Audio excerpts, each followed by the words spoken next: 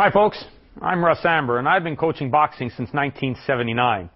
During that time I've worked thousands of rounds in both the amateur and professional ranks.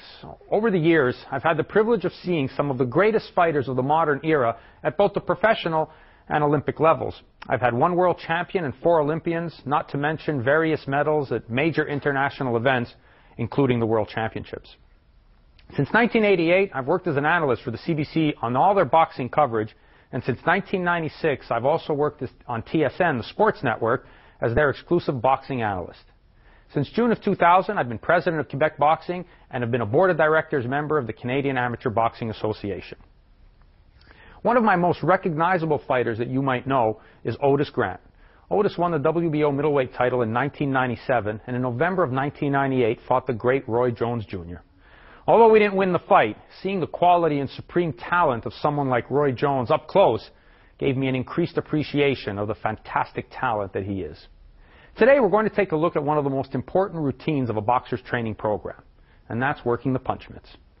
The advantages of working the punch mitts is, unlike the heavy bag, the coach is able to offer a realistic and moving target for the boxer.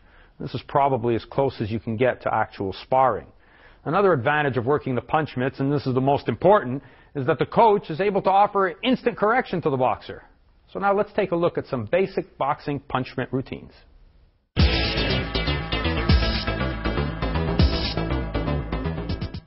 I want to get Dave to come in here and join us. Dave's 118 pounds, he's 14 years old, and he's number 2 in the nation. And he's going to be able to help us make a few demonstrations for you and showing you how to work the punch mitts. What I want to make sure to stress is that it's not only about what the fighter does, but also how a coach works the mitts as well. And I think that's important because over the years, sometimes I see coaches working the punch mitts, and basically they're probably not doing more than just offering a target and sticking their hands up like this and saying, go ahead and hit. Well, that's not what the punch mitts is all about. The punch mitts is you want to try to get as close to actually simulating a fight or sparring as you can. And don't be lax with your boxer either. Make sure that he's throwing the punches properly. Correct him if you have to. Do it again and again. Repeat it again and again, because that's the only way you're going to develop the muscle memory you need in order for your boxer to be able to execute the punches that he needs to execute and to be able to execute them properly as well. So don't be lax. You're in there, you're coaching, you're offering the target for him. Make sure that as a coach, you teach him properly. Make sure you correct him. Be diligent about it. Don't be lax. If he makes a mistake, fix it. Don't just let him throw for the sake of throwing. Don't offer a target that's not realistic either. Don't put your hands out here because that's not realistic. Try to be as close as you can to simulating an actual boxer and giving him the targets that he needs to be a sharp, good combination puncher. The first thing we're going to look at is obviously the routines have an offense and defense to them. Again, if you've seen any of the other videos that I've done, you know how much I like to stress the importance of having a good base both on your feet and having good footwork. That to me is the most important thing. If you don't have that, all the other stuff will never be as good as you want it to be. So if I can ask Dave just to take his position. Nice boxing stance. Just to review it, of course, as you know, he's got the front foot in front of him, which we definitely need to have. The body is bent forward where it should be.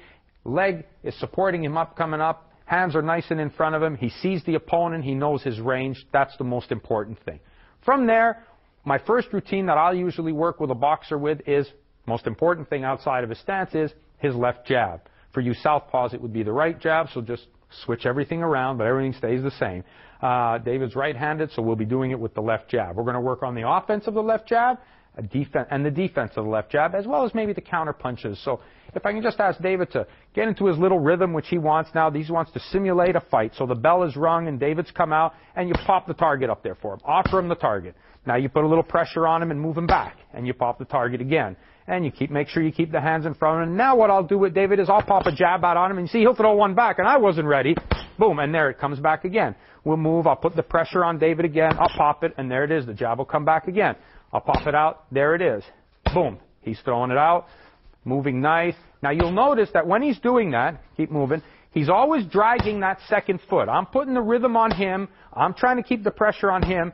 He's moving away. Now he'll put the pressure on me. Watch, he'll drag now his second foot. You see? Boom. And then he throws the jab. Boom. Again, pay attention. When he does it, He's not stepping with the jab. There's that millisecond split where he's actually stopped and throwing the jab before he's making the move, which prevents him from getting hit when he's coming in. Boom. There it is. Now he'll move away from me. Boom. And he'll pop it again. And he'll pop it again. There. Now you see, look how far he is from me, and he's still able to land the shots on me. Bang. Good. He'll move. I'll keep the pressure on. Use your hands now, David. Now there's the other thing where sometimes you'll keep your hands in front of you and you'll just pop it out. Again, all from the shoulder. It's not from the elbow. Boom. Now here's the defense against it. Boom. And you pop it out again. There it is again. And again. And again. Now we'll do it in a 4-step routine where I'll throw it. He'll throw. I'll throw right back. He'll throw. I'll throw. He'll throw. I'll throw. He'll throw. Very quick. It's good. It's a good exercise for just reaction time, for just getting those fast twitch muscles nice and sparked and getting the reaction really quickly on the fighter. Because if you have to think about counterpunching, by the time you think about it, your opponent's gone. So we'll try it again. Pretty simple. Not too hard. Hup, hup, hup, hup, hup, hup. So that's pretty good. From there, David will just keep moving around. Again, you're always wanting to keep the boxer on his guard and always have him paying attention and focus that this is the opponent. And you want to treat me like I'm a dangerous opponent. Sometimes when I'm working with David, just out of nowhere, I'll just turn around and just throw punches at him just so he can block the same way that the opponent would throw. And then go back to throwing the jab. Pop it out there. Boom. Pop it out there. So far, David's doing it really well. The jab is coming out nice. Keep your hand a little in front of you. Don't get it out. Make sure that elbow stays down. There it is. Again, he's throwing from the shoulder. Boom. Throwing from the shoulder. Turn around this side. From the shoulder. Again. Boom. There. Feet are nice and wide. Nice rhythm when he moves. So that's pretty much the basic on using the jab when working the punch mitts. You use the defense as a coach. Correct your boxer in what he's doing. Simulate the actual fight that would be happening as if you're the opponent and this is the target. From there, we're going to want to move on to the right hand. Now, initially what I do with the boxers is, when you get to this stage, they pretty much already know how to throw the jab. So if they've got the jab down pat, we'll work a little bit on the right hand. One of the things I like to do with the right hand, again, the base is very important. David's got to turn the body before he lets the right hand go. Boom, right into the mitt. Right into the mitt. Now, you see right now, there's something I want to correct David with. Throw it here and hold it here. Now, you see right there, he's kind of facing you guys at the camera, and that's not where he needs to be. That head needs to be here because you want to make sure that the body rotates around the axis, which is his neck and back, right straight down the middle. If your boxer's doing this where he's turning away at the same time he's throwing the punch, that's not good. The shoulders have to turn freely around his body, and his chin has to be behind the right hand. So, again, coaches, when you're working the punch mitts, don't be afraid to stop your fighter and keep it perfect, time and time again, especially when they're young. Don't cheat on it and say, oh, it's okay, he's only turning it a bit. It's not good enough. You've got to go for the perfect way right off the bat, and as they get older and develop into the senior boxers and into open-class fighters, that's when you're going to see that stuff pay off. So, let's go again, David, with the right hand there. Straight. That one was a good one. See, he's getting the hip turned in first. Boom. There's right hand. Boom. Hup. There it is. Hup. There it is. Hup. There it is. Right straight down the middle, and he's firing it nice and proper because he's turning the hip first. Do it slowly. Boom. There. Bring it back. Hup. There. Boom. Now, again, notice something here.